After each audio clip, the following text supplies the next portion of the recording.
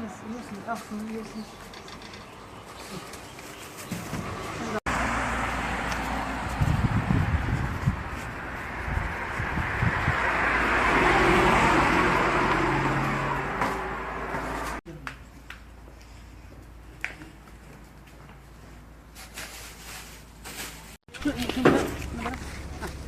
Şuna da verin. Şuna yeneme de verin bir tane. Maşallah.